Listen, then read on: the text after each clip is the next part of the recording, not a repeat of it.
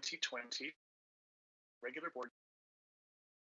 We live and go to school in a city that is the ancestral homeland to the Duwamish people, the Muckleshoot Nation, and the Suquamish Nation. We acknowledge them as custodians of this land since time immemorial. As guests, and in many of our cases as settlers on this land, we extend our deepest gratitude and respect to their ancestors and elders, past, present, and future. Ms. Wilson-Jones, will you? Director Hampson? Here. Director Harris? Here. Director Hersey? Here. Director Mack? Here. Director Rankin? Here. Director Rivera-Smith? Here. Director DeWolf? Here. Okay. Superintendent Junot is also joining us for today's meeting, and additional staff will be briefing the board as we move through the agenda.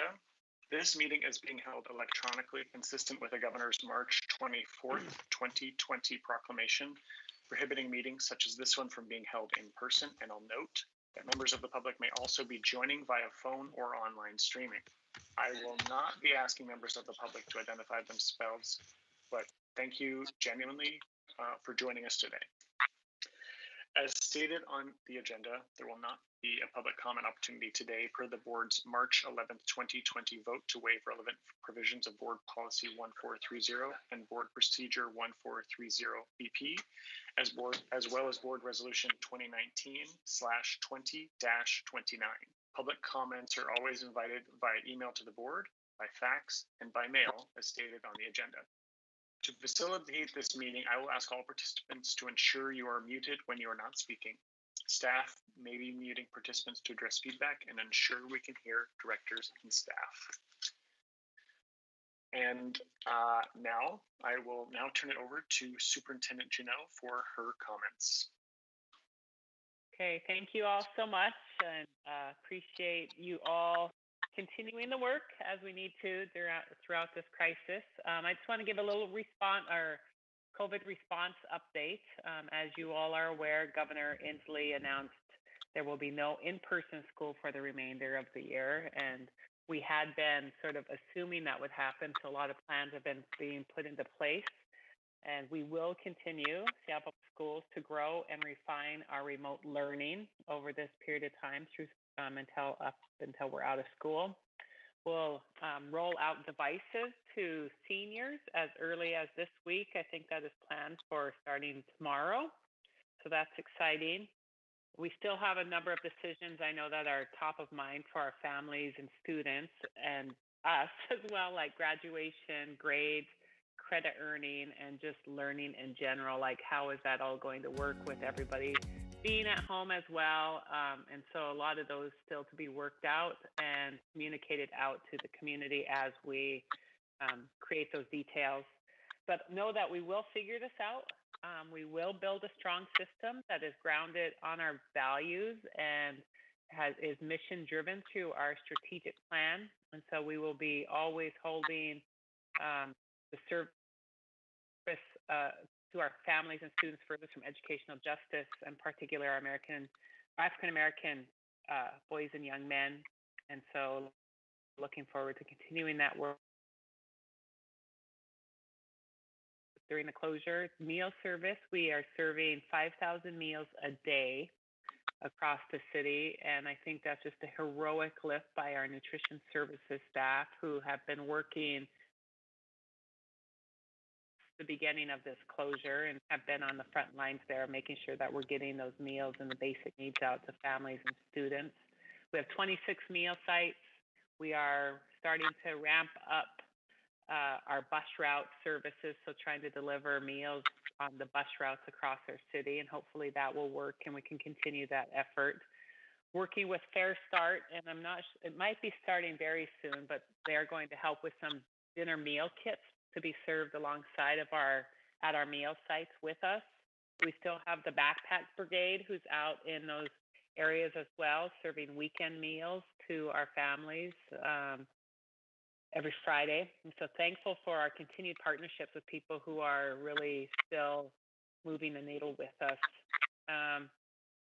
As our demand for meals is steadily growing, and there may be in the future an additional demand that we're not serving because of our mostly school-based approach to distribution. So we'll have to put some thought around what that looks like in the future. And we just need to be aware that at some point, even though we're good now with food service, this demand will outstrip our capacity. And so we'll have to be talking with partners about who could take on some of this load as weeks continue to pass. And we just need to think ahead so groups are ready to pick up the slack if we dial back on our efforts on June 19th. You also know that the governor, when he closed schools, asked schools to provide childcare. And so currently we have 16 sites with our community-based organizations. As you all know, that is our usual way of providing childcare. There are some districts across the state that do that direct service for childcare. We are not one of those. We work with our experts in the field and people who know how to do that business. And so we currently have 16 sites open. We provide the spaces for free. We provide the meals. We provide the cleaning services for those sites. We also have space to expand should there be determined to be a need in the future. And so we are open for CBOs to come and serve in those spaces. And as you know, our third big lift is remote learning, and that is what Seattle Public Schools does best, is teaching and learning. And so as we roll out into this new way of doing school and counting on our families as co-educators, we have rolled out learning expectations to our staff and families. Those can be found on our website. We also created, some of our principals stepped up and made some videos about what families should be expect to hear from teachers and them, and that is by the elementary level, the middle school level, and the high school level. So those can be found on our website as well. We will be working to make remote learning happen as robustly as possible. And of course, thinking ahead now to what summer programming might look like, rather than providing programming that is, we'll still have to do the interventions in the summer, but there may be a need to really lift up a more robust learning program in the summer for acceleration purposes. And then, of course, thinking forward to what do we look like in the fall, and how are we going to make sure that we are starting school. Especially, I think this is a real good opportunity for us to really think about how we might look in the future. We've had a strong strategic plan, and how do we make sure that when we reopen our buildings, that we are centering those students further from educational justice as we do that planning for reopening. Part of our remote learning is learning packets. Those are paper pencil packets that are distributed at our food sites, and those are aligned with our SPS TV efforts. Those learning packets are in hot demand. We distributed 12,000 just this week, and so those are getting used, and people really like them. And I think really because they are really great supplemental materials to have at home, and because then you can watch the lesson on SPS TV. We have over 60 of those videos now out on SPS TV. Those videos have received about 110,000 views since over the last month. And so those are really great supplements for families to use at home as they're figuring out alongside of us about how to approach that work at home. And as you know, there is also going to have to be a component of technology use and online learning, and just really thankful for our partners. And you saw yesterday that Amazon stepped up and donated 8,200 devices that we will use to fill some gaps at the elementary school level. Those devices will be sent directly to families as they are identified as not having a device at home. And so currently our teachers and counselors are working on creating that list, and we should be able to get those out pretty quickly, which is super exciting. We have a technology rollout plan. We're actually starting with rollout to seniors this week, and then we'll fill in with high school, and then middle school. We plan to have one-to-one devices at those levels.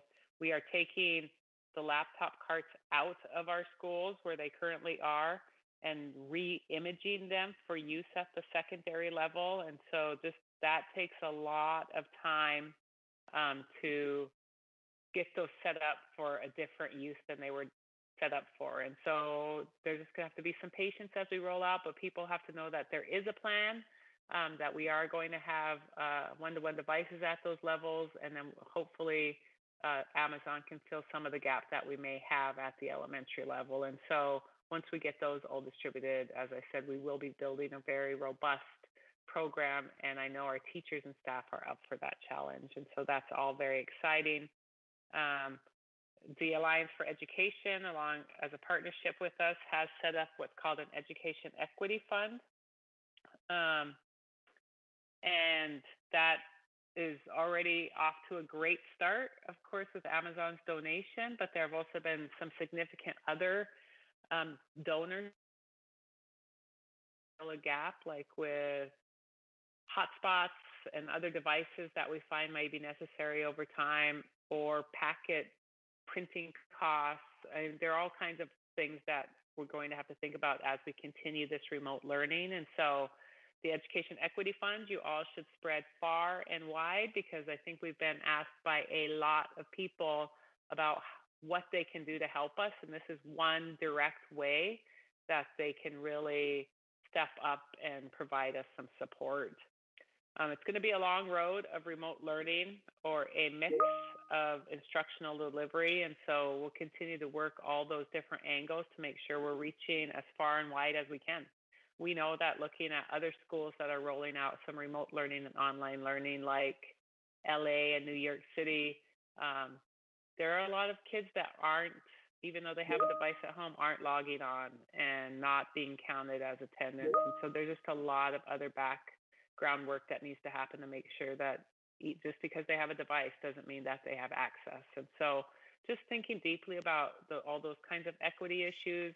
I mean, I've also heard from middle-class parents who may have several devices at home, and they are also working from home, and just the struggle of finding time to get engaged online for their kids while they're also working, and what device time looks like. And so there's just a lot of different issues that we're all going to have to pull together to make sure we're doing the work together on all of this. And I mean, there's been tons of support since we closed as well, and I just want to give gratitude to so many in the community. Thanks to Amazon, our elementary students furthest from educational justice will receive a device as early as next week. Thank you to our educators and to our technology team, DOTS, for capturing this data and moving so quickly. Thank you to the Alliance for Education for creating that special Education Equity Fund to support our students furthest from educational justice. Thank you to our custodians for cleaning our 26 meal sites and childcare sites and the buildings all across the city. Thank you to the providers, the childcare providers, who jumped in to support essential staff by standing up childcare at our 16 sites. Thank you to all of our educators across the system for having a growth mindset and for coming on this journey with us. Thank you to the bus drivers who are delivering food across the city. Thank you to our nutrition services staff who are preparing this food and making sure that it gets out into our sites. Thank you to payroll for getting everyone paid this month and in the months ahead. I just really also want to thank my leadership team and each of the central office teams that they are leading. They are doing humongous lifts as we continue to plow through this new era of remote learning. Thank you to all the families out there who are supporting your students to the best of your ability. I see you and I hear you and I appreciate you. I got on a citywide Seattle Council PTSA call last week, and I think I'll continue those because I think it's important to hear from families as we continue this effort. I want to thank our students for sticking with us and for being engaged. We made a call out to my student advisory board, and so it's important to know what students are thinking and what questions they may have, and so we'll be able to address that in the very near future. I want to thank Directors DeWolf and Hampson for supporting all of this work, for communicating the great work we're doing to your colleagues, and to everyone else who will listen. Those daily calls we have, I think, are really important for our communication. as leadership in this district. And just a reminder that next week is spring break for Seattle Public Schools. We will be taking spring break. And I think it will actually be a good time for everyone just to take a collective breath and sort of recharge, have a little bit of time to think through what our schedules need to look like at home, what our schedules need to look like at the district, and just do some, at least a little bit of thinking about what it is. We're in this for the long haul, and I think it's important for everybody just to take a breath and think about what it is, and know that we're going to be in this, but when we work together, that I know that it's possible that we will get through this. These last few weeks have been trying for us as a people and as a system, a city, a nation, and even the world. But we will remain focused on our work in Seattle Public Schools. We will serve the academic and social emotional needs of our 53,000 students and our families to the best of our ability. We will not waver from our strategic plan, Seattle Excellence.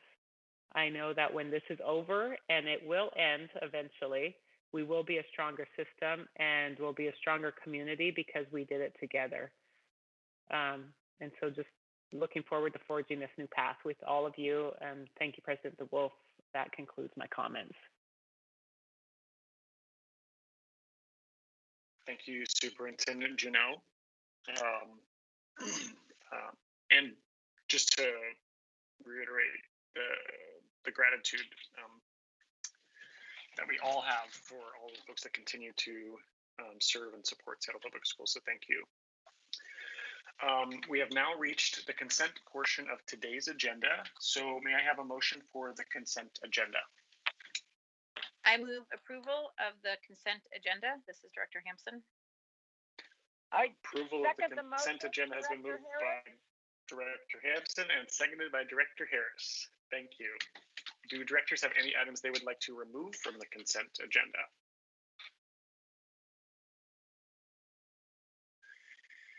Hearing none, all those in favor of the consent agenda signify by saying aye. Aye. Those Aye. opposed? Aye, sorry. Okay, those opposed? Okay, the consent agenda has passed unanimously. So now we will move to the items on today's, the action items on today's agenda. As we move through these items and later the introduction items, I will first call on committee chairs for items that move through the committee. Then I'll call on the remaining directors alphabetically for questions and comments. As indicated on the agenda, some of the action items were not first reviewed in committee due to public health related cancellations of some of the March committee meetings. We will now move to action item number 1. Approval of Families Education Preschool and Promise, FEP, levy funding for K through 12 school-based investments for the 2020-2021 through 2025 through 2026 school years. May I have a motion for this item? Clarification, please. Of course. A point of inquiry, please. Director Harris here. Director Harris. I had the impression that there would be very significantly time-limited director report out. Where would that be on the agenda? If you note on the end of the agenda, Director Harris, board comments are at the end of the agenda. Got it. Thanks so very much. This is Director Hampson. I move that the board authorize the superintendent to accept grant funds totaling up to $113,572,311 from the City of Seattle's Families Education Preschool and Promise Levy with any minor additions, deletions, and modifications deemed necessary by the superintendent, and to take any necessary actions and enter into service agreements to accept the grant funds. Second the motion, Director Harris. The item has been moved by Director Hampson and seconded by Director Harris. We will now move to directors for any comments or questions for Senior Advisor to the Superintendent, Sherry Cox, before we vote. So, Director Hampson, Aye. do you have any questions or comments at this time? I'm sorry. No, No, that's good. I'm sorry. I thought we were. Director Harris. My usual, I am distressed that we continue from a cash flow perspective to operate as the city's bank when we have met every one of the criteria that the city has put in front of us for well over a decade.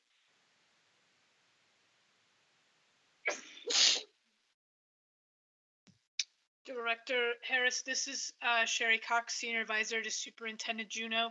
I hear your concerns. I don't hear a question, though, for me to be answered. Is there a question in that? There was comment and question. That is a comment for the record. Thank you.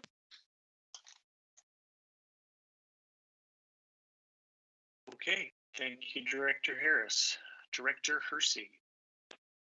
No questions at this time. Thank you, Director Hersey. Director Mack. Yes, thank you. I believe this question was asked by another director when it was introed.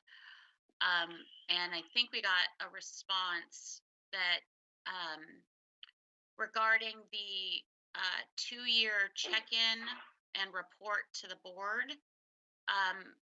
I'm a little confused as to whether or not that's been formalized as something that will come to the board in a formal fashion every 2 years, or is there a formalized reporting check-in structure going forward?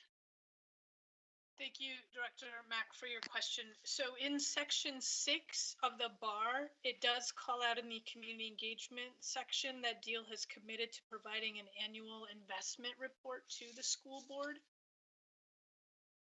Excellent. And so then from a logistical perspective, will that be reported to one of our committees or to the full board? How is that going to be presented to us? That's a great question. I think I'm envisioning that it would go to the CAI committee for an update to that committee, although staff is open to a format. It could, if, for example, go to the executive committee with a written report in the Friday memo to the board. And from a logistical standpoint, is my understanding that the reports to the board typically show up on the report calendar and it states how it's going to be presented. So I'm just wondering whether or not that needs to be added to that spreadsheet that Ellie manages and I think is approved every year by the executive committee. I think those are dictated by policy, although I'm not opposed to it being an addendum to that. From my perspective, it feels as if this is it'd be helpful to have that included in that calendar and stated as to how it's coming. Is it coming in just a email, or is it coming to the committee and that sort of thing? Just be helpful. Thank you. That's a great question, Director Mack. And I wonder too, Sherry, if maybe a superintendent comments, if potentially could also just come to the full board as a part of the superintendent comments during one of our meetings as well. Yes, it certainly could be added similar to the updates on Native education or policy 2200, equitable access. There's a variety of ways that we could get the information to board directors. Of course. Okay, thank you. Director, was that all your questions, Director Mack, or comments? Yes, at this time, thank you. Okay, perfect. Okay, Director Rankin. I do not have questions at this time. Okay, Director Rivera-Smith. I'm just following up on last meetings. I had a question regarding the panelists. I saw that those were not currently available, so I appreciate the response to that, though, and look forward to having that information. That fulfills your question. that response back they got to you? Well, it did. It just said that it wasn't available right now. That they were trying to contact those panelists to get permission to share their information, their names, I guess. So apparently that's just not available now. I understand everything's not as it Upended. should be. So yes, I just look forward to hearing that when he said he would have it at a later time. Of course, of course. Sorry, can are you saying panelist? Yeah, Panelists, yes. it was I'm sorry, I don't have the email in front of me. It's called FEPS SBI Investments. And Director Rivera Smith was asking who were the community panelists for the FEP SBI Investments. And they said that they couldn't get that to us because of COVID, but after it's over, they can continue that outreach. Okay, thanks for Get the permission. clarification. Yes. And I have no questions. Thank you to Deal for sending over answers to the questions from our last meeting. So now that we are at the end of the discussion, I will ask Ms. Wilson-Jones for the vote. Director Mack, Aye. Director Rankin, Aye. Director Rivera Smith, Aye. Director Hansen, Aye. Director Harris, Aye. Director Hersey, Aye. Director DeWolf. Aye. This motion has passed unanimously.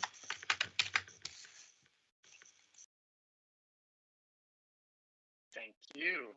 Okay, we will now move to action item number 2, approval of Families Education Preschool and Promise FEP levy funding for preschool services for the 2020-2021 school year. May I have a motion for this item? This is Director Hampson. I move that the school board authorize the superintendent to accept FEP levy grant funds from the City of Seattle Department of Education and Early Learning deal totaling $7,300,000 for the 2020-21 school year to continue to operate 26 preschool classrooms and open 3 new Seattle preschool program classrooms, including SPP and full day Head Start, and convert 1 existing SPP to SPP Plus and 1 Head Start to Head Start Plus for a total of 29 classrooms, with any minor additions, deletions, and modifications deemed necessary by the superintendent, and to take any necessary actions and enter into service agreements to accept the grant funds.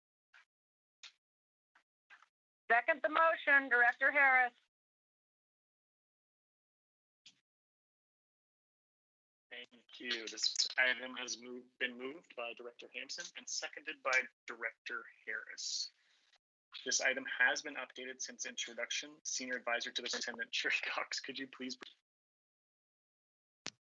Yes, the addition, the only change to the bar is the addition of the last attachment. It's a chart that has the current and proposed Seattle Public School preschool programs for 2019 through 2021 school years. And that's been the only change since intro, Director DeWolf.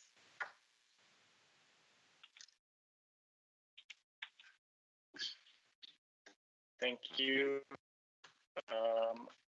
So now we will move to directors for any comments or questions before we move to the vote. So Director Hampson, take it away.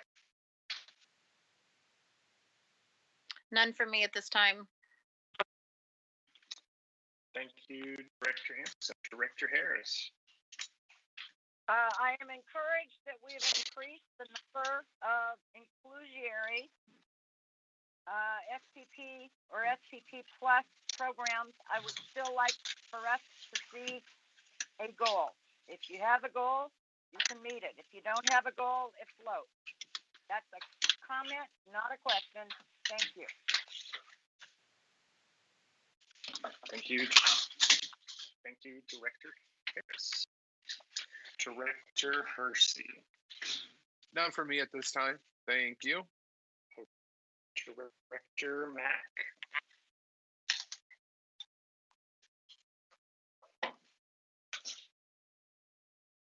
Express gratitude for the clarity around the numbers of students and sites, and having that attached to the bar.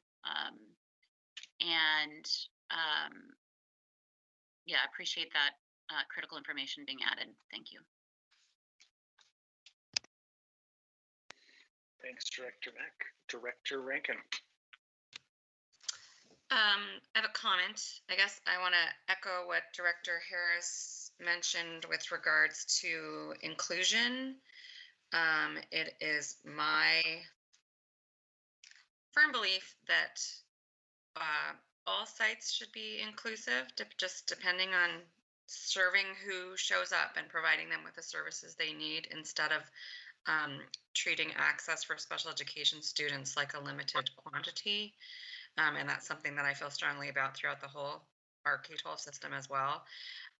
But to Director Harris's point about having goals, I'm still kind of fuzzy on how we ensure access for students who receive special education services, and how we make sure that we're not excluding children, even though we do have SPP sites. So that comment, and something that will be hopefully continually on our radars, and that we can work with, continue to work with the city to identify the funding streams necessary to accommodate students with disabilities. Thank you. I just want to let you know that we are working towards inclusion at all of our sites. It's about balancing our seats, it's about funding, and it's about space availability. So thank you, Director Rankin, for highlighting that. And our priority is our 4-year-olds, getting them school ready. That's great. Thank you. Thank you, Sherry. Thank you, Director Rankin. Do you have any more comments or questions? Nope, not right now. Awesome. Okay. Director Rankin, Director Rivera Smith. Not Rankin Smith. Nope, that's great. Nope, Sherry took the words out of my mouth. We definitely, I know Early Learning is working towards an inclusive model for sites, and I thank the city for their support in those efforts we have. That's all. Thank you. Thanks, Director Rivera. I just wanted to again express gratitude to our City of Seattle partners and Deal, and also the voters for voting for this levy. It's very, very meaningful for students and young people in communities across the city. So thank you to the voters for that, and thank you to Deal and the City of Seattle. And also thank you, directors, for continuing to really help. So, Ms. Wilson-Jones, take it away for the vote. Director Rankin. I'm surprised to be the first one. Sorry. Aye. Director Rivera Smith. Aye. Director Hansen. Aye. Director Harris. Aye. Director Hersey. Aye. Director Mack. Aye. Director DeWolf. Aye. This motion has passed unanimously.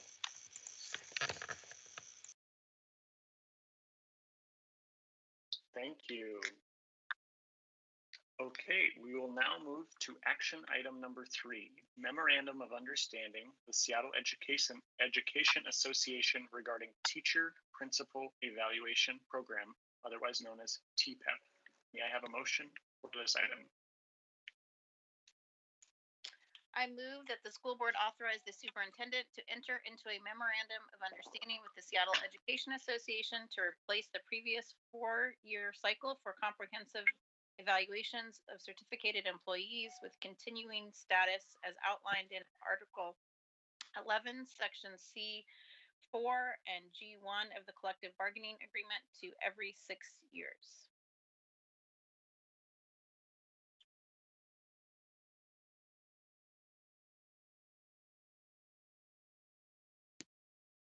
This is Clover. Do I have? Do you have any questions? Second. Do I have a second? Second. Second. Thank you, Director Director Harris. Harris. This item has been moved by Director Hampson and seconded by Director Harris. So now we'll move to directors for any comments or questions for Chief Human Resources Officer Dr. Clover Codd before we vote. So, Director Hampson, do you have any questions or comments on item number 3 for Dr. Clover Codd? None at this time. Thank you, Director Hampson. Director Harris. I'm just wondering, do we reset the clock given COVID-19 and those teachers that are up for review? Director Harris, we are putting out actually today guidance on how to proceed with TPEP evaluations for certificated teachers. So not necessarily. There's a bunch of different scenarios. It really depends on how much observation, artifacts, and evidence have already been collected by principals and assistant principals up to the point of school closure. So not necessarily just a redo. Some will move forward and some will not be able to be completed because there's not enough evidence, and others will be considered proficient because there's not enough evidence to lower their rating. But my question is, do we restart the clock next year in terms of the stair step, or do we continue these until next year? We will not reset any clocks. Thank you.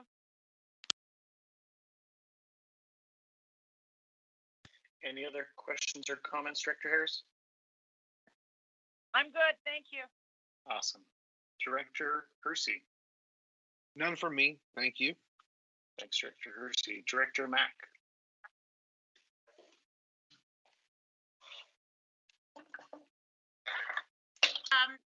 Sorry, apologies. Just kind of gathering my thoughts.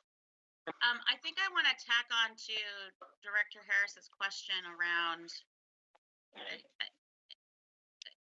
I mean, what is the impact of the current situation, the COVID crisis, and our distance learning? The expectation on educators and evaluating that. Can you give a little bit more clarity around the guidance that's coming out? Sure. Or that will be coming out, so that we have a sense of what does this actually mean in the current environment, and this, you know, the fact that we're going to be doing distance learning for quite a while. And Dr. Codd, I just want to break in here to say that traditionally, I for sure want to make sure that items are specific, questions are specific to the items. So given that we're kind of in this crisis, I think it is germane to be able to answer that, Dr. Codd, but I think generally that would be a question that wouldn't be specifically focused on the action item at hand. So, but I understand we're in a unique situation, so. Sure. So here's what I would say. I would say, yes, first and foremost, this bar does not impact anything related. COVID does not impact this bar whatsoever, and this bar does not change. Nothing in here changes as a result of COVID and school closures. I will send the board a preview of the communication that will be going out to all teachers and all principals and assistant principals with respect to guidance around evaluation. We're following the guidance of OSPI. So OSPI put out their own guidance with respect to how to handle TPEP evaluations moving forward. We're taking that guidance on and we've put it into our own words, but I will send that to you all momentarily.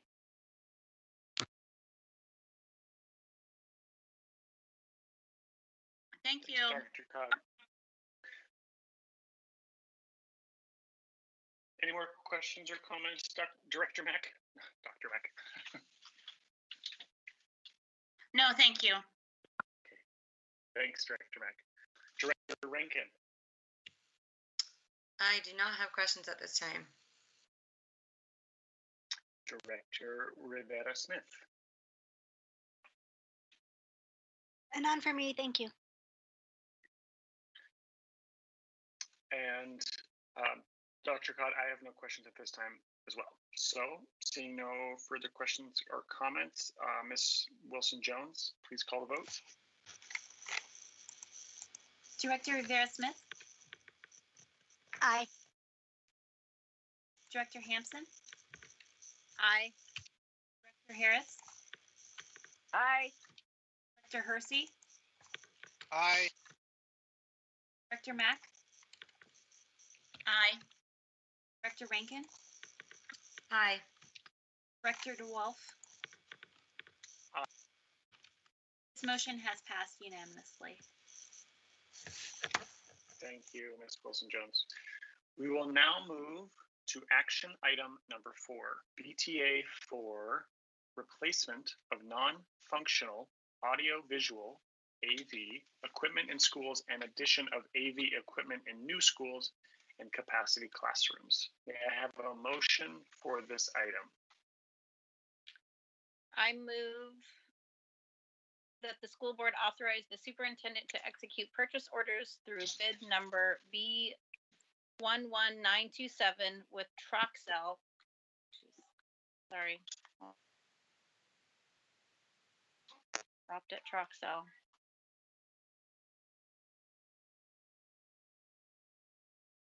For a not to exceed amount of $1,100,000 plus Washington State sales tax over fiscal years 2019 to 20 through 2021 to 22, with any minor additions, deletions, and modifications deemed necessary by the superintendent. This is Director Hampson.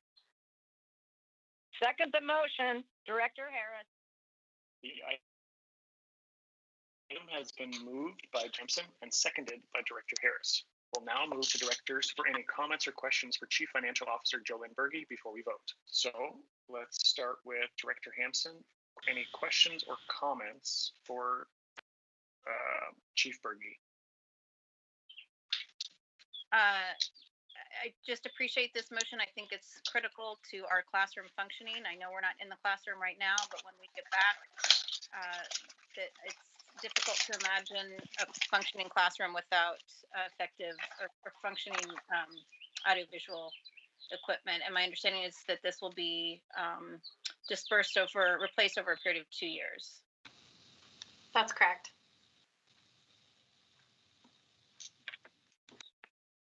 That's it Thank for you, me. Director Hampson. Any other comments or questions? Okay.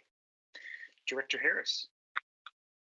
I am extremely leery about the additional costs that are being foisted upon us, unfunded mandates from the state, etc. But replacement of deficient equipment is really critical because it's an equity issue and we got to suck it up. But I'm thinking that if JoLynn Berge, our CFO, had issues with this, she would state same. So that's the question to JoLynn Berge. Do we have the money to do this? Thank you, Director Harris. Yes, or we wouldn't be putting it forward. So I'll just restate the title of the bar is really about AV equipment that we need in school classrooms that are opening in the fall, in our capacity classrooms that we're opening in the fall, and for things that break. Thank you. Thank you, Director Harris. Okay, next up is Director Hersey. That we're taking care of this. I mean, as a person who was dealing with some pretty outdated equipment last year, it makes a complete difference in the educational experience of our children. So I'm just excited that this is moving forward. I have no further questions at this time. Thank you, Director Hersey. Director Mack. No questions at this time.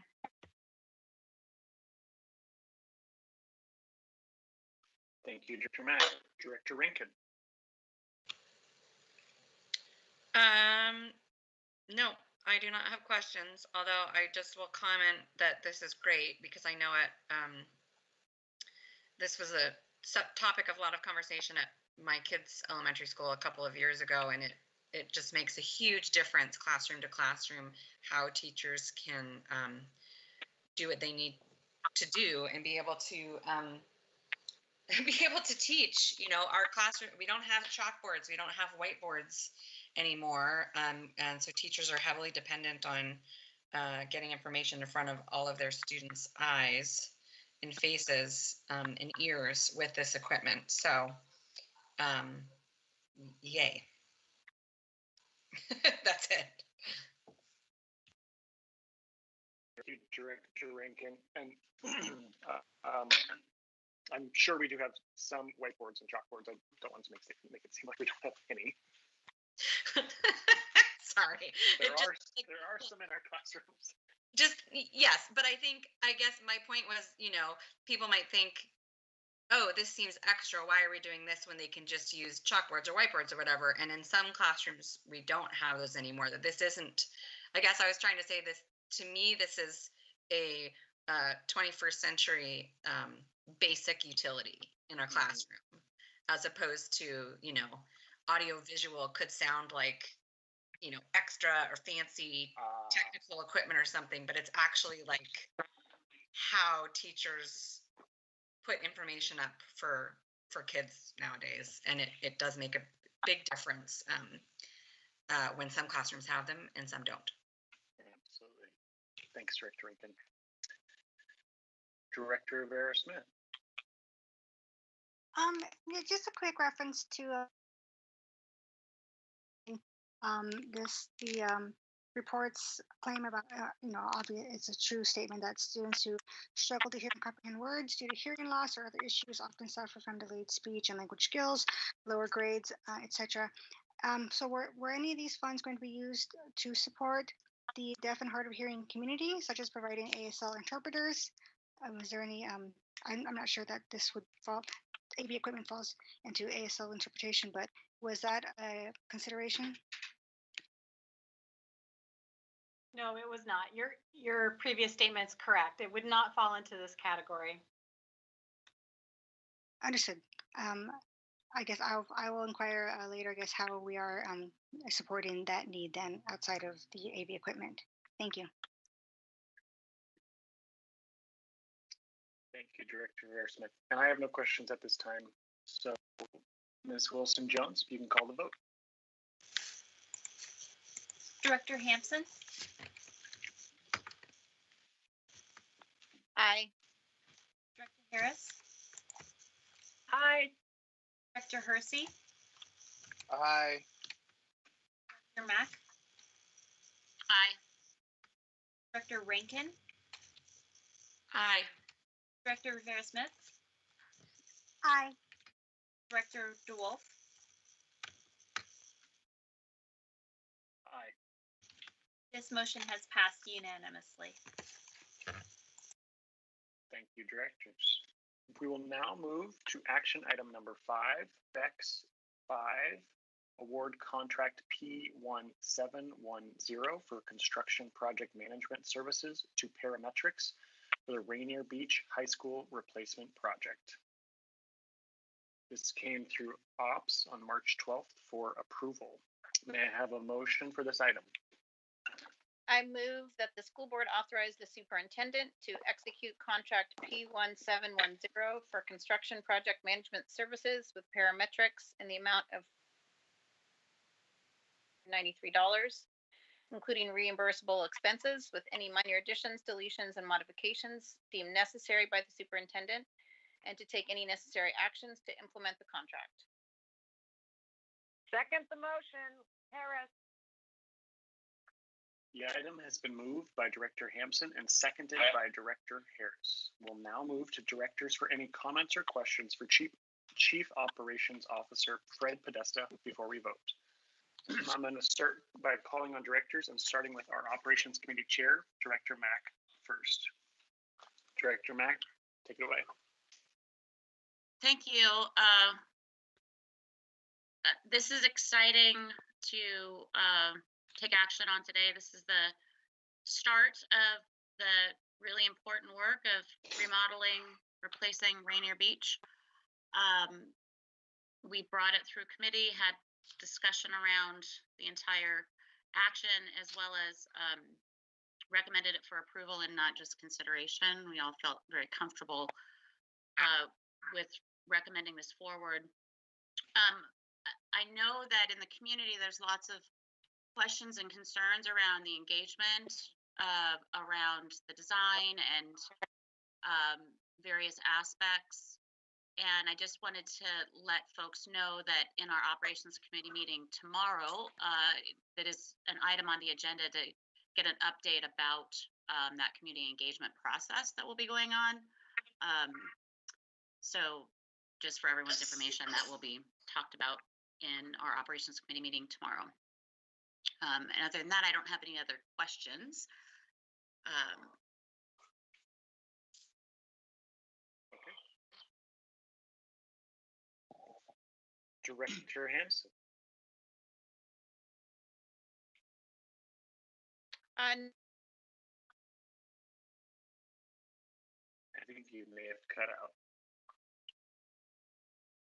Just happy to see this moving forward. No further questions. Thank you, Director Hampson. Director Harris. Could not be more pleased to see this moving forward, and if we could go faster, I would be in favor of same. Thank you. This community has waited long enough. Thank you, Director Harris. Director Hersey. No questions for me. Again, just excited. I know that a lot of students are going to be really appreciative of this new space to continue their educational careers. I do have questions around the community engagement piece, but I will hold those for our committee meeting tomorrow. Awesome. Thank you, Director Hersey. Director Rankin. No questions. I am also really excited to see this move forward. But I did want to take a second to address question that has come to the board about why a rebuild or addition instead of a retrofitting the existing building. And I just wanted to say that the overwhelming advocacy and sentiment from the students and the community around Rainier Beach High School has been that they want a new school, and that doing a rebuild is also, or a retrofit of an existing building is not necessarily more cost effective, and that the community is asking for a new building, and they deserve a state-of-the-art modern facility to learn in, and I'm excited that we're heading in that direction. Thank you, Director Rankin. Director Vera Smith. No questions for me. Thank you. Thank you, Director Vera Smith. And mine again are just about gratitude and also similar to expressing similar to Director Harris. Really excited to see that this work continues to move forward. I know that the community will be really excited about it, but even more so, I know that our voters who voted for our BEX 5 levy in February of 2019 will also be happy to see that we continue to do the work that was promised when they voted on that levy. And so really excited for that community to get their new facility. So thank you. Ms. Wilson-Jones, go ahead and call the vote. Director Harris. Aye. Director Hersey. Aye. Director Mack. Aye. Director Rankin. Aye. Director Rivera Smith. Aye. Director Hampson. Aye. Director DeWolf. Aye. This motion has passed unanimously.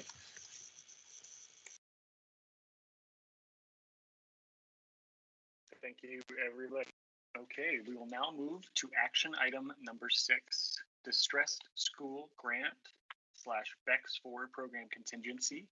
Approval of construction contract P5134 for bid number B11925 to CDK Construction Services, Inc. and the use of BEX 4 program contingency funds for the Magnolia Elementary School addition project. This came through Operations Committee on March 12th for approval. And I have a motion for this item. This is Director Hampson. I move that the school board, A, authorize the superintendent to execute construction contract P5134 with CDK Construction Services, Inc. in the amount of $4,332,998 plus Washington State sales tax with any minor additions, deletions, and modifications deemed necessary by the superintendent, and to take any necessary actions to implement the contract, and B, approve a one-time fund transfer of $2 million from the BEX 4 program contingency fund to the Magnolia Elementary School addition project. Second the motion, Harris. Okay. The item has been moved by Director Hampson and seconded by Director Harris. We'll move now to directors for any comments or questions for Chief Podesta before we vote. So again, I'll start with our Operations Committee Chair, Director Mack, with any comments or questions. This is Director Mack.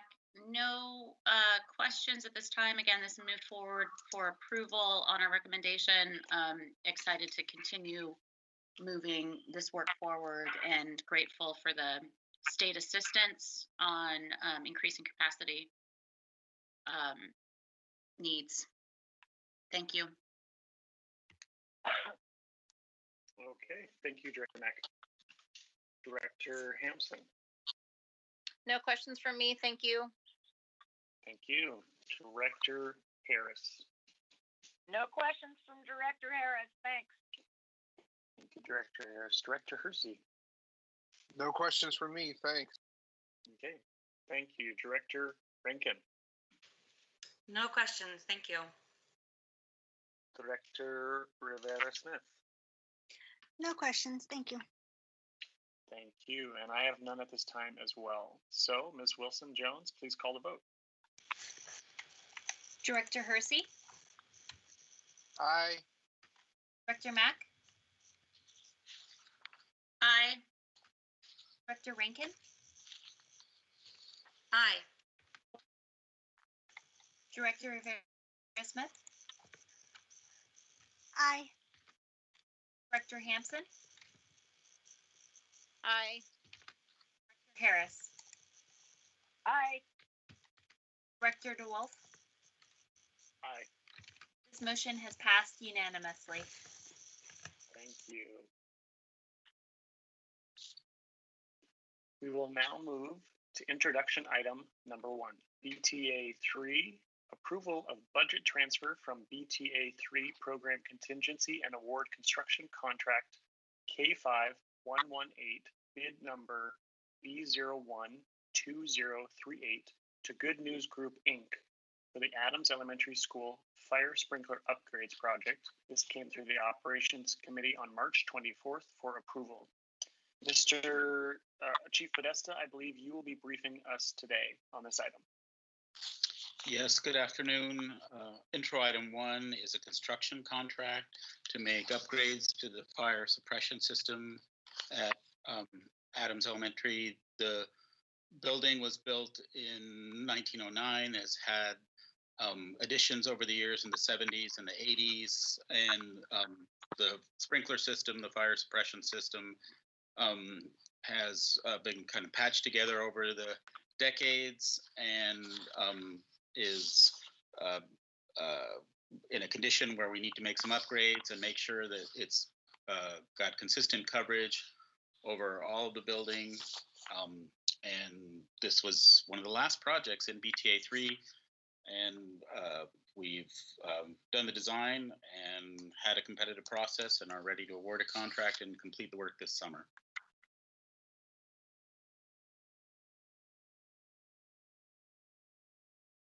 And that concludes my remarks. Okay. Thank you, Chief Podesta.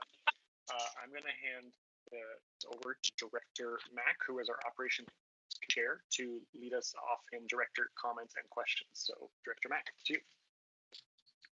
Just to reiterate what's already been stated, that this came to OPS for approval, recommended for approval, and student safety is critical. Updating this system is super important, and grateful to have it moving forward.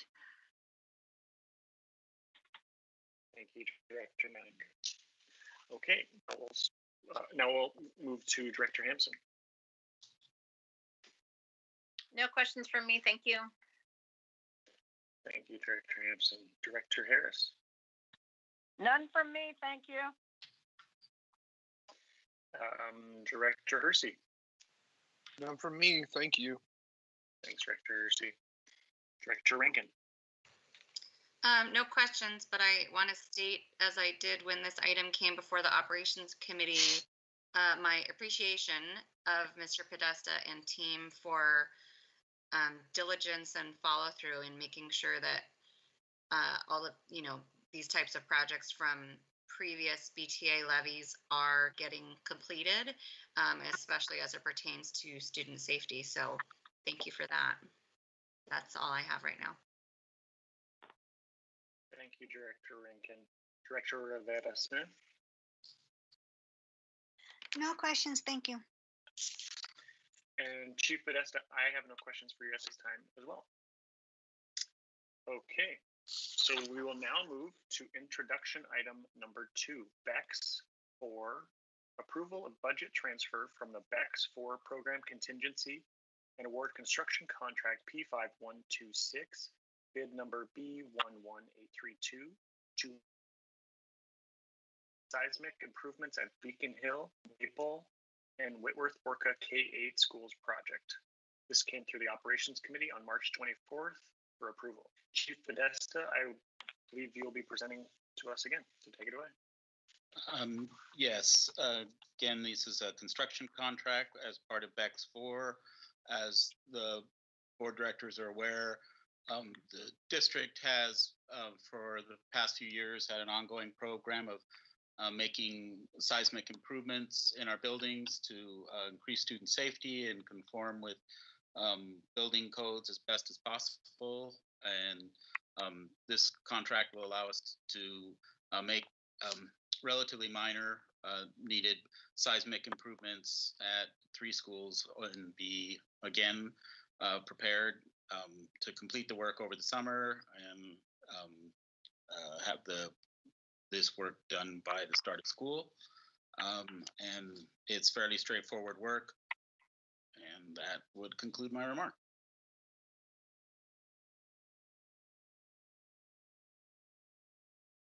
Okay, so now I'll turn it over to directors for questions and comments. So let's start with Director Mack as the chair of the Operations Committee. Yes, thank you. Gratitude to staff for continuing to move these items forward. Seismic improvement projects are really critical to the safety of our buildings and our students. And these, they also nicely do a little bit of a facelift when they're done in our buildings. So just excited that these are going to be moving forward and completed over the summer. Thank you, Director Mack. Okay, Director Hampson, questions. Did you say Director Hampson? Yes, I did. Okay, sorry, cut out for a second. No questions specific to this other than if you could just comment briefly on any concerns we have about this project or others moving forward, given governor's orders around construction. This is a critical project. I'm particularly concerned about earthquake retrofits in our buildings, or even like the prior one, the sprinkler system. It makes me nervous every day that we have kids in buildings that aren't seismically retrofit. And so I'm just curious if there have been any further updates, or maybe for the sake of the record to comment in relationship to this, how hopeful we are about getting to move this forward. I think at this point, for smaller projects, we're relatively confident. The constraints that we've seen so far really relate to a number of workers at job sites for work that's going on now. It's a little hard to forecast what the summer is going to look like, but and the governor clarified his orders that, public works construction projects can go forward. We're working with our contractors to make sure that's done in a safe manner. And so the largest constraint has been where, job sites might need more than 50 workers. And is it possible really to do the kind of physical distancing required at all job sites? I will confess there's a certain amount of uncertainty if everything we have planned for this summer can actually happen, given that there's just dislocations in the marketplace. But we're prioritizing and trying to establish contingency plans. It certainly helps to go ahead and award contracts where we feel confident and keep things moving. I suspect come summer, we probably will have to make some adjustments, but it's hard to say exactly what those are at this point. Okay, thank you for that. Thanks, Director Hampson and Chief Podesta. Any other questions or comments, Director Hampson? No, I'm fine. Thank you. Thanks, Director Hampson. Director Harris.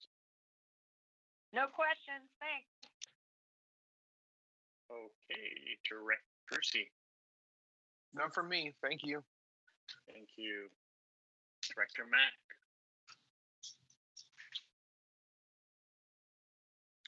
No additional questions. Thank you. Director Mack. No questions. Thanks. Okay, Director Rivera Smith.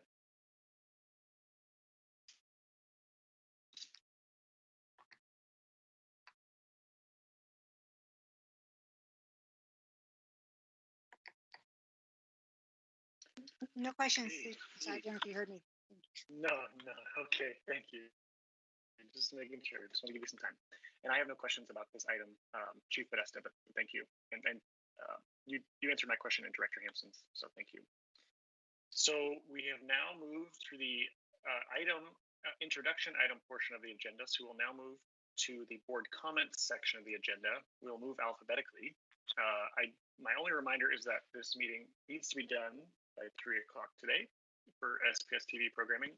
But as you noticed, we're at 2:07 with our scheduled time. So we'll move through the directors alphabetically for any comments you'd like to make. I would encourage you to keep them brief, but you are each individually your own elected person. So I will start with Director Hampson with any board comments. Yeah, thank you. This is these are bizarre times and bizarre formats. And in that light, I think I'm just going to take a page from Director DeWolf's playbook and do some reading. One of the things that I have found most hopeful in addition to my neighbor's kid sidewalk talk is the opportunity to return to a sense of kind of a slower pace in some ways, though we've been very, very busy. But that we've had, for example, the opportunity for my kids to speak daily with their grandparents. And that kind of calls some very important lessons for me around family engagement and around co-teaching, which is of what we're doing right now. We've reached this place of we are officially teaching from home in collaboration and with families. And that needs to be our focus, and it needs to be our focus in the most equitable manner possible. And that just causes me to reflect a little bit. So I just wanted to read a little bit from a couple of the books that I'm taking learning from and keeping me grounded during this time. The first one is There. And It's a relatively dark book, so I'm going to read it first, even though I would normally have probably read it as the second order. And he starts off with a quote from Bertolt Brecht, actually. In the dark times, will there also be singing? Yes, there will also be singing about the dark times. Getting us to cities was supposed to be the final necessary step in our assimilation. I'm sorry, that's not where I want to start. Plenty of us are urban now, if not because we live in cities, then because we live on the internet. Inside the high rise of multiple browser windows, they used to call us sidewalk Indians, called us citified, superficial, inauthentic, cultureless refugees, apples. An apple is red on the outside and white on the inside, but what we are is what our ancestors did, how they survived. We are the memories we don't remember, which live in us, which we feel, which make us sing and dance and pray the way we do. Feelings from memories that flare and bloom unexpectedly in our lives like blood through a blanket from a wound made by a bullet fired by a man shooting us in the back for our hair, for our heads, for a bounty, or just to get rid of us. And then the other book that I've been reading from is The Home Place by J. Drew Lanham, who's one of my newest favorite authors, who's actually I always struggle to say it, ornithologist. And in both of these instances, there's just this really fascinating link between technology and a return to what we know ancestrally and what we know in terms of family, and so therefore apropos for this time. And he starts off his chapter in The Home Place, Life's Spring. High technology has done us one of performing simple and primordial tasks: chopping wood, building a fire, drawing water from a spring. That's actually a quote from Edward Abbey. And he says, Drew Lanham starts his chapter, water cleans, it purifies. It is the substance from which life itself crawled to become us. Edgefields creeks, Stevens, Turkey, Chevs, Horns, Shaws, Dry Branch, some ruddy and rocky, others sandy and foamy, are at this very moment tumbling and flowing to feed the mighty Savannah River and the Atlantic Ocean beyond. In some places, the perpetual motions flaxen backwaters, swamps, sloughs, and beaver marsh. And others, the flow is stemmed by humans playing God, creating lakes that bring cheap electricity and recreation to the millions downstream, demanding both. From clouds and rainfall to streams and creeks, lakes and ponds, the sea and back again to the heavens, water is the lifeblood of us all. As enticing as creeks can be, as aspiring as lake sunsets are, water more humbly born is where it all begins. In seeps and quiet oozing, this water works its way upward and outward from unseen aquifers. Deep beneath the Piedmont's crust, it flows like a circulatory system. We grew up drinking spring water that was sweet, cool, and nothing like the tainted stuff that spurted obscenely on push-button command from school fountains. There was something in that water, filtered through treatment facilities and made safe by a cocktail of chemicals that just didn't taste right. Our water at the Home Place came from a perpetually dark and dank little bottom, just a buck's bound or two down the hill from Mamatha's house. Its first and most efficient water was clay, loam, and leaves. The soil and litter leached in natural chemicals. The network was simple, built on leak-prone black pipes. The water moved at the urging of moody, underpowered electric pumps. There was a great deal of hope in the system, too. Hope that the occasional deep freezes wouldn't be enough or long enough to stop the flow. Hope that the thaw wouldn't reveal leaks. Hope that droughts wouldn't drain the supply. Hope that the pumps would function reliably. Hope that the sweet water would always be there.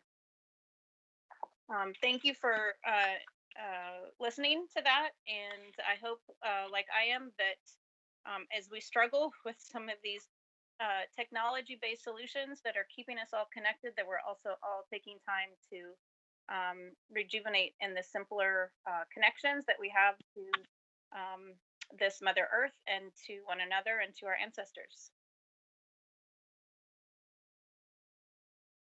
Thank you, Director Hampson. That was beautiful. Director Harris. Let me first say how much I miss seeing the smiling faces of my colleagues and of our really, really hardworking staff. This has been rocking my world in a very, very big way, both in terms of gratitude, also in terms of, frankly, some not very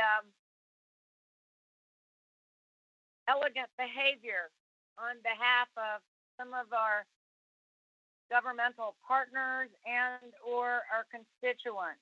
But, you know, we get up every day, we work as hard as we can, and we try and do better on behalf of our 54,000 students and the families of first responders. And my heart hurts for those that have died and those that are currently suffering in a huge way. I've got first responders in my family, and I worry about them. But we're going to do the best we can do. And this country and this city have been through terrible times in the past. And I'm hoping that folks give each other grace. And I look forward very much to seeing y'all on the other side. Thank you. Thank you, Director Harris. I couldn't agree more. Director Hersey. Hi, I'll keep these very quick. Just an immense amount of gratitude to all the work that everyone has been putting in. I'd also like to read a quick poem that I've been reading pretty much every day since this whole situation has unfolded in new and ever more confusing ways. And I'm actually sharing this with my second graders and their families, and have gotten some really great feedback from it, and I hope that you find as much comfort in it as I have. It's a poem called "And the People Stayed Home" by Kitty O'Meara. It was written in 1869 and was reprinted during the 1919 pandemic, actually. And I think that some of the best works withstand the test of time. So it goes like this: And the people stayed home and read books and listened and rested and exercised and made art and played games and learned new ways of being, and were still, and listened more deeply. Some meditated, some prayed, some danced. Some met their shadows, and the people began to think differently, and the people healed. And in absence of people living in ignorant, dangerous, mindless, and heartless ways, when the danger passed and the people joined together again, they grieved their losses and made new choices and dreamed new images and created new ways to live and heal the earth fully as they had been healed. Thank you all. Stay well. My best to you and yours and your families. And I look forward to seeing you all, hopefully in a non-socially distant manner soon. Thank you, Director Hersey. That was really beautiful. Director Mack, I'll let you take it away. Yes, thank you. We are in an unprecedented situation with everyone staying home and school buildings closed for the rest of the year, and the stress and anxiety and opportunity that we're under it's really massive. It's a complete shift of how we live, a lot of loss of routine, a lot of shifting of responsibility. Lots of families are on top of each other with people working from home at the same time that their students are trying to work from home. And I just want to acknowledge for all of the families and educators and everyone that's trying to work through this new normal, that it's not easy, actually. We're all struggling with trying to find the new normal and manage in this situation. And I have 3 kiddos at home, as well as managing this work, and a husband that has an incredibly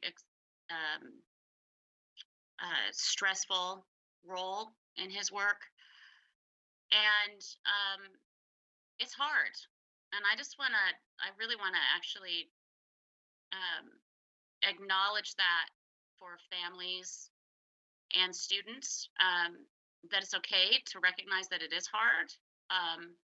And I'm really grateful for all of the work that the district and educators and everyone is putting into supporting our students and families in this time. The contact directly with educators has been massively helpful. Having educators schedule time to meet with students and create some routine, massively helpful. The fact that our counselors at the buildings are accessible. There's lots of information that's been pushed out. And I hope that students and families are finding that they can access that information and access those resources. I appreciate that the district recently changed the website so that the homepage provides a bit more easy access to those resources. And as other directors said already, I miss seeing everyone's face, and so I'm deeply grateful for the fact that we are ramping up in a situation where we were not anywhere close to prepared, but we're ramping up to integrate the Teams platform so that families can meet directly with their teachers, and that those have been going on. And even though it's remote, being able to see each other's faces is really, it's meaningful, and that connection is really critical. So I'm glad that that has gone forward, and that we're moving towards trying to get those technology resources out to families, and appreciate that that's all.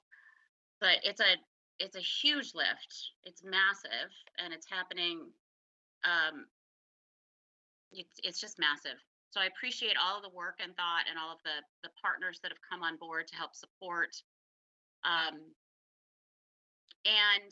I also, as a planner, I'm also concerned about what's going to be happening in the future, and that we as a board have a responsibility to the entire district and public funds to continue moving forward in critical work like the facilities planning and building projects, etc. So I just wanted to bring to folks' attention the operations committee agenda that actually has some things that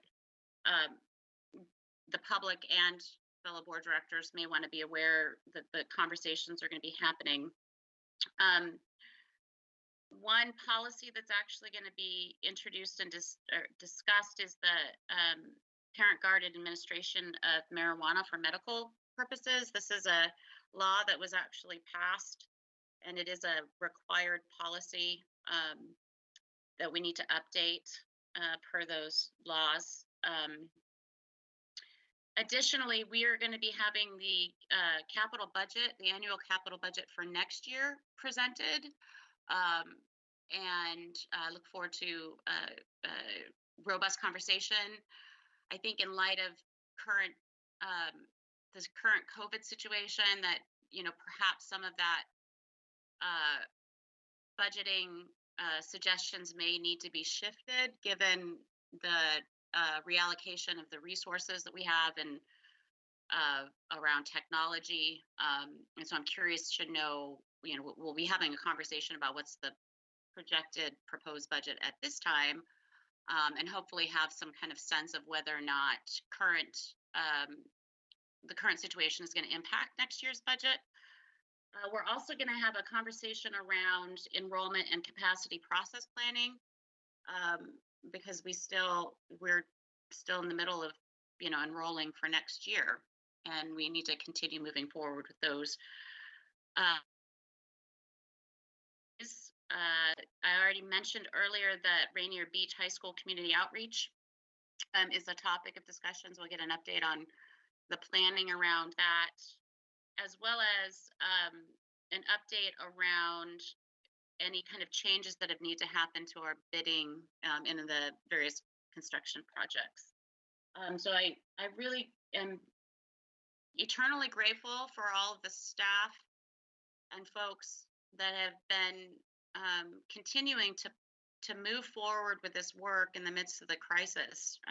We're in the midst of having to pull together an entirely different way of doing things and manage family and everything, and the work does still go on. And so I appreciate that everyone is bringing their best game, and thank you all. And as the governor says, wash your hands. Thank you, Director Mack. Great reminder. Director Rankin. Yeah, hi. I was just hearing some pretty serious yelling upstairs from my second grader. So if he starts again, just pretend you don't hear him. So that being said, these pretty nonstop, and I keep kind of flipping back and forth between being very existential and also the mundane and the everyday and the business, and also between uncertainty and fear and anger and gratitude. And I think, just from talking with friends and seeing other community members, I think there's a lot of that. There's a lot of up and downs. There's a lot of good days and bad days, and appreciations and frustrations. So something from the sort of more everyday, immediate business from the curriculum and instruction viewpoint is tomorrow, the state, a lot of people are wondering about what's required. What does grading look like right now? What does attendance mean, and how are we getting seniors to graduate? And so I just wanted to share. The Board of Education is having a meeting tomorrow that is focused on adopting emergency rules for credit earning and graduation. And that will help us as a district firm up our own rules around what grading looks like, and make sure that our seniors are not going to be negatively impacted, and then they can graduate as planned. So that is a piece of information that will be coming. I know that for a lot of families, the uncertainty has been frustrating, and the seemingly continual changes have been frustrating.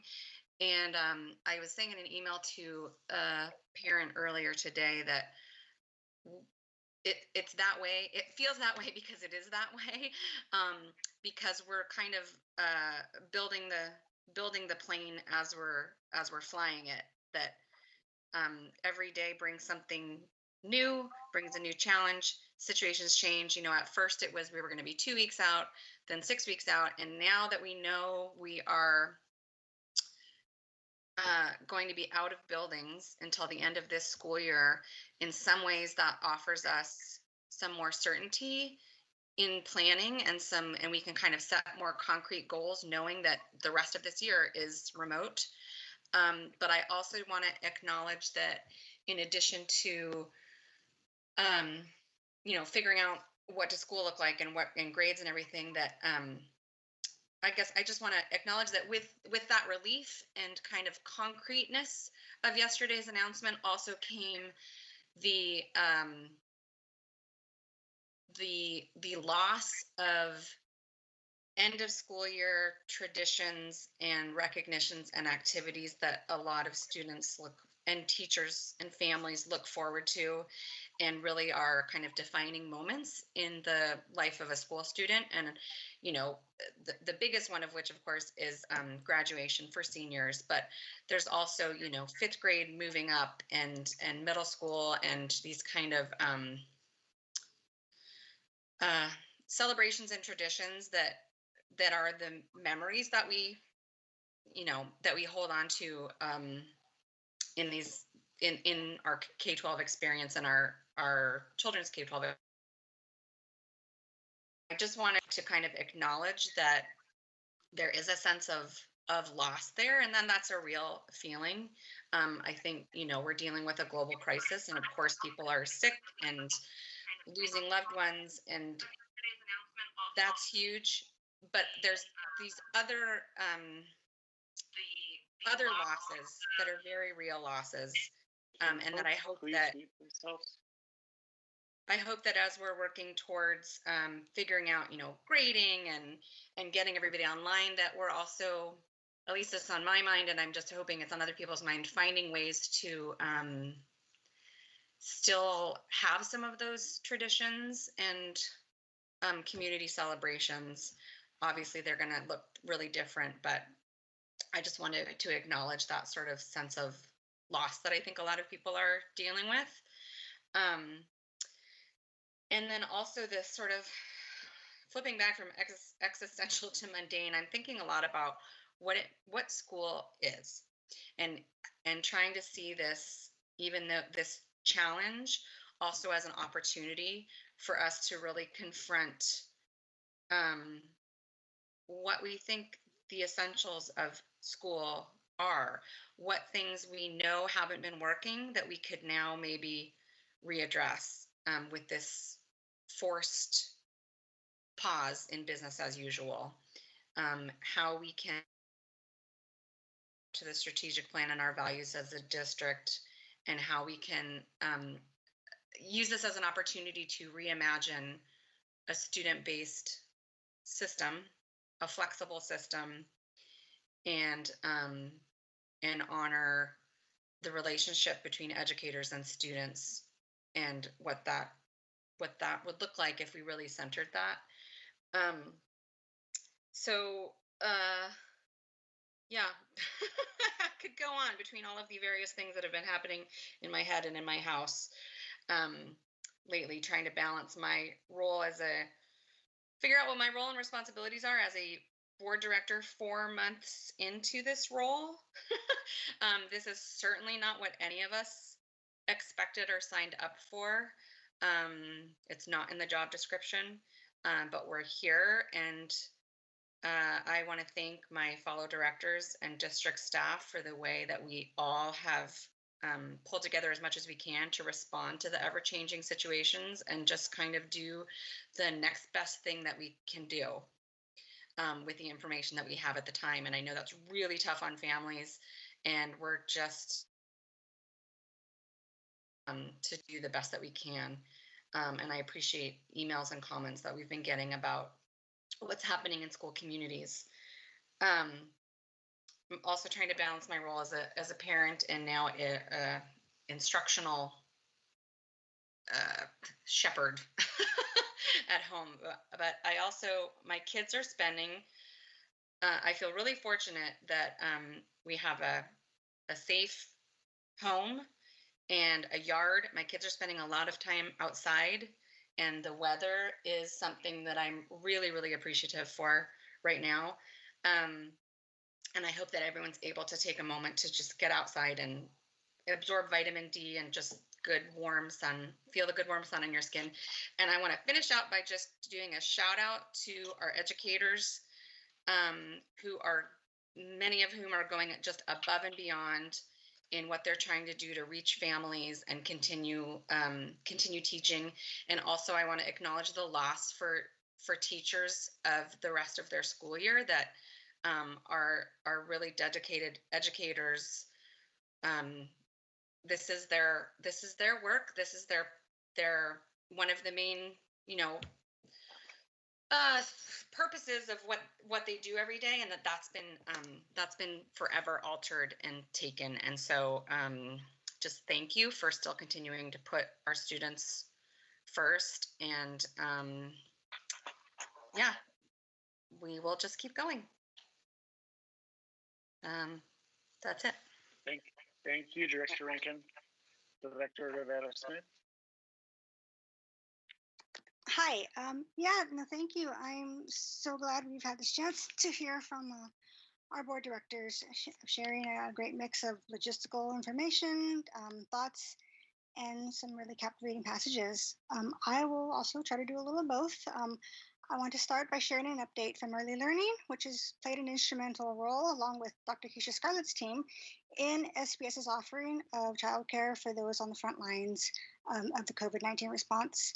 As Superintendent Juneau shared earlier, we are hosting 16 sites, one of which still has openings. In fact, some sites are actually at risk of closing due to having no children attending. Those are at Salmon Bay, Bagley, John Marshall, and Graham Hill. So we just really urge families who fall into the essential workers category, which also includes families experiencing homelessness or caring for foster children, please visit the SPS homepage, which has recently been redesigned also for greater usability. So you can look there and find a childcare link at the bottom right-hand corner of the page. It's in a gold boxed link that says childcare. And the only site missing from there right now is the Tiny Tots at Wing Luke, which opened just yesterday. So otherwise, each site's contact information can be found there. And other COVID-related news from the department, the Federal Office of Head Start is soliciting information from grantees like SPS in regards to our desire or ability to offer summer learning programs for our Head Start children to make up for the time that they've been losing due to the school closures. Once the federal office gauges the need nationwide, they plan to offer opportunities for grantees to apply. So our early learning department is meeting with community Head Start partners, providers to see how we can work in alignment. And we do plan to express interest, and we'll be responding by the April 13th deadline for that. So along with just the home learning offerings that they're putting out there, I am just really want to give my thanks and gratitude to our early learning department and Director Heather Brown, who, like many of us, is home caring for her children and everything else that life is throwing at us right now. So just phenomenal work coming out of them. And again, just really thankful for what they've been able to put out. I also, for the personal side, I'll go ahead and just share something that I actually posted up and wrote up early this morning, very early this morning. Just thinking about all the changes we're going through right now and the closing of the schools and how much it's weighing on our families, parents, and students. So I'm just gonna read here what I had written. It said, yesterday's news is still sinking in, and it's okay to cry. From sadness, just know and let your children know that it's okay to be sad and mourn the loss of life as we had known it. Even for kids who weren't necessarily in love with school, it was still a reliable constant in their lives and one which they deserved to enjoy and finish out with their peers. Our collective lives have been upended through no fault of our own, and we're feeling the way parents especially hate to feel, powerless. We always look for ways to guide our children through life's hardships, but this is one ship no one wrote a guide for. For fifth graders, eighth graders, and most of all our seniors, there will forever be a missing piece of their stories, chapters that will never be finished. That last day on March 11th came and went without the closure they were due. Goodbyes went unsaid, and almost no one took the time to ingrain images into their memories. What was supposed to be 2 weeks is now the rest of the school year, which means it wasn't just instruments and notebooks that got left behind. Expect tears of regret. If you have a senior like mine, you know how lost they're feeling right now. A dozen years of school were lived, not always with ease, but always with the promise that if they labored through, the payoffs would be events they'd hold dear forever. Senior week, prom, walking the stage at graduation. It remains to be seen if any of these might someday, in some way, be offered to them, but it won't be the same. These rites of expect tears of anger. But most of all, don't expect too much. Patience and resilience won't come easy for either of you. The losses can feel overwhelming, and experiencing them with fewer shoulders to lean on means finding a new appreciation for those we live with. For everything this crisis has taken away from us, we'd be remiss not to recognize what it has given us, the chance to appreciate all the things too often we took for granted. Things like our teachers. We could never replace you, and our attempts to do so haven't always gone very well. We appreciate our frontline workers, yes, our doctors and nurses, but also our grocery store workers, delivery people, childcare providers, custodians, and sanitation workers. Thank you for keeping society from shutting down. We appreciate smiles. There's one behind every mask, and we can't wait to see them again. And as we discover all of the comforts and heroes that buoy us through these times, don't forget to add yourself to that list. Your focus on the health and well being of your children and family will. And when we finally make it to the other side, because we will, the life changes we're making today will equal lives saved tomorrow. It's still okay to cry. Expect eventual tears of relief and joy. So thank you for this opportunity to speak, and to everybody for tuning in. That concludes my comments. Thank you, Director Rivera Smith. And I just have some brief comments as well. And first, I just want to share my gratitude. I think, our daily calls with SPS and directors, Hampson and myself, we always start with gratitude. And so we, I know that for the over almost 100 years, our institution has operated pretty much the same. A teacher, an educator, a physical classroom, students, school lunches, buses, and textbooks, for example. COVID-19 presented a great challenge that I believe SPS has risen to in this moment. And in just 3 short weeks, SPS has opened 16 childcare sites for first responders per the governor's directive.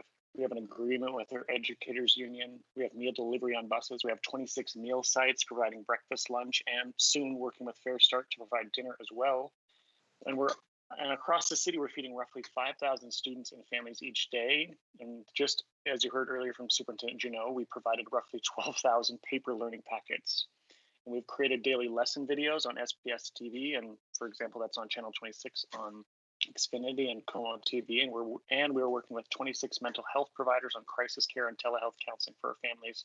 And in the last week, if you've been paying attention to the news, we've identified not only laptops and devices for our middle school and high school students internally. We're also really grateful for the conversation that took place last week and the partnership for the 8,200 laptop device donation from Amazon. And that's just a snapshot of what SPS has accomplished in this unprecedented moment in just a few short weeks. And so I'm really, really grateful for their hard work in pivoting so quickly. But today, my message is mostly just want to quickly speak to not my concerns or issues I'm having as an adult, but today my message is specifically for our young students, more than 54,000 of you who are a part of the Seattle Public Schools family. I know some of our older students, especially seniors, though worried about prom, graduation, and grades, are also still asking how they can help their families and their friends who are struggling with affording rent, internet, and food. So keep showing up as the leaders we believe you are right now. If you're one of the lucky few students with parents in a home, consider yourselves blessed. If you have all of your needs met, then this time is way easier. There are so many of our neighbors and your fellow students who don't have it so easy now. 40% of our neighbors have no more than $400 to their name. Imagine how difficult it is to lose a job and have only $400 left for your entire family to survive for now almost 60 days. But see, I know you as young people understand it because you understand the nature of this crisis, because I've heard the countless stories, maybe hundreds of stories about your beautiful acts of kindness and compassion and care for your neighbors and community. And what I want to tell you right now is that it's okay to grieve too. There's something powerful about naming grief. It helps us feel what's inside of us. Many people have told me in the past, or I cried last night, but you feel it and it moves through you.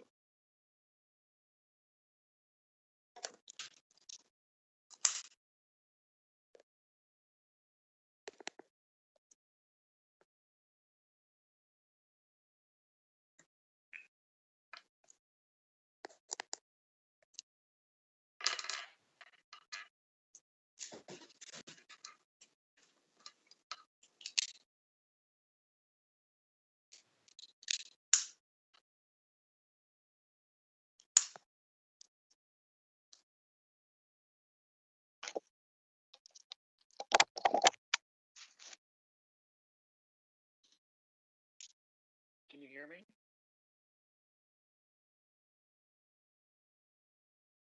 I think I cut out. Okay. Now we can Well, I hear you. was just- It's been thank quiet for you. a while.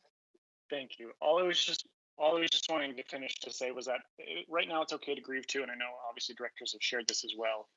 The thing is, when you name it, you feel it, and it moves through you.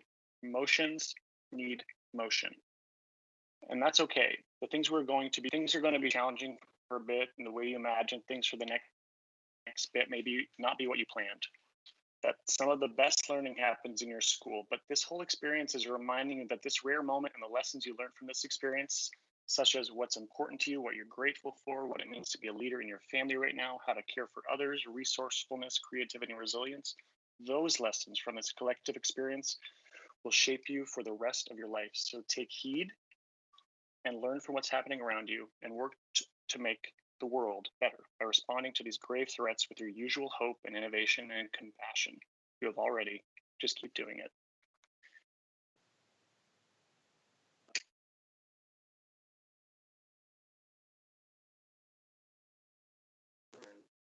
At 2:46 p.m.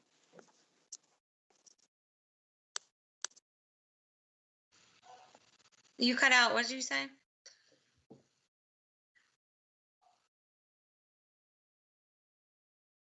Zach? I think you said we're adjourned. Okay. No. Okay. No. We're adjourned. We're adjourned. I forgot to All right. say my ninth foster dog is being adopted today. Ninth, not counting the litter of puppies. That's really cool. Congratulations. All right. See you later. Okay. Be well. Can you all hear me? Yes. Yeah. Okay, so there being no further business before the board, the regular board meeting is now adjourned at 2:47 p.m. And apologies for my sound. Thank you. Goodbye, everybody. Thank you all. Stay healthy.